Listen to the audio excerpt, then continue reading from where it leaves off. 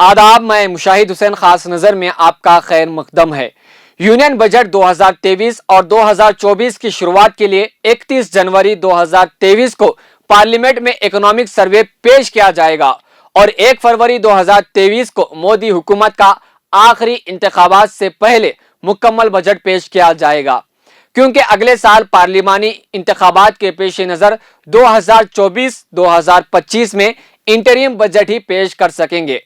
क्या ये मोदी हुकूमत का आखिरी और मुकम्मल बजट होगा, क्योंकि अगले साल इलेक्शन होना है। शायद मोदी हुकूमत वापस आएगी या नहीं, इसका इल्म किसी को नहीं है।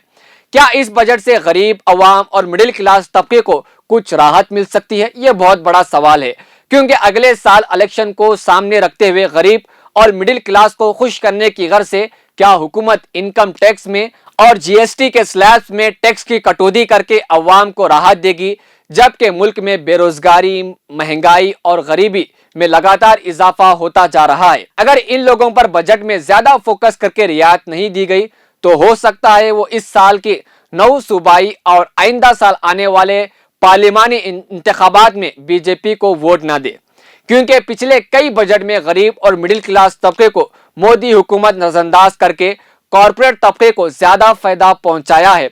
इस तरह की बातें गरीब अवाम की खैर खा को इकोनॉमिस्टों ने दावा किया है।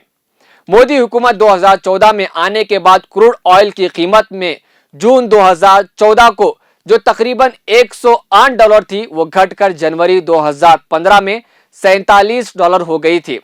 मगर उस वक्त से लेकर मोदी हुकूमत गरीब और मिडिल क्लास अवाम को इसका फायदा देने के बजाय पेट्रोल और डीजल पर टैक्स में इजाफा करते गए हैं।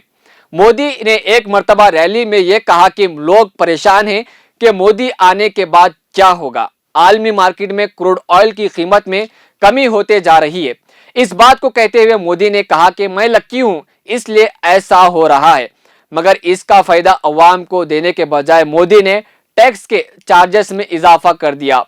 अब 2022 में भी इसी तरह रूस और यूक्रेन के दरमियान जो जंग चल रही है, इसकी वजह से भारत को आलमी क्रूड ऑयल की कीमत से तकरीबन 30% की रियायत यानी डिस्काउंट पर रूस भारत को क्रूड ऑयल एक्सपोर्ट कर रहा है।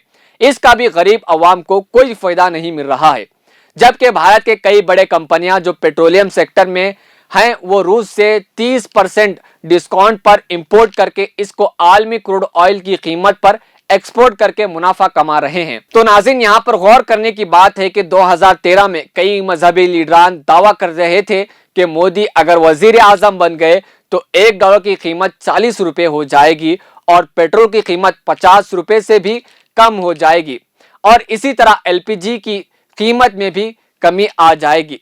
जरा आप ही बताइए आज क्या कीमतें हैं पेट्रोल और डीजल के, और क्या जो मजहबी लीडरान मोदी को वजीर आजम बनाने में जो किरदार अदा किया था, अब वो गरीब अवाम के मसाइल को उठाना तो दूर की बात है, अगर कोई रिपोर्टर इस मामले पर सवाल करता है तो इसको भी धमकियां दी जाती है। क्या यही अच्छे दिन है? क्या यही सबका साथ, सबका विकास है? क्या यही सबका विश्वास है?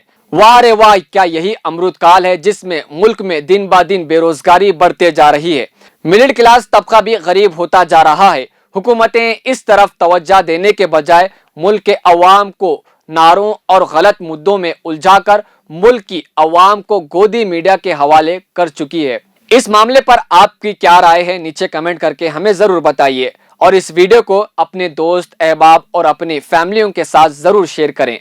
बहुत बहुत शुक्रिया।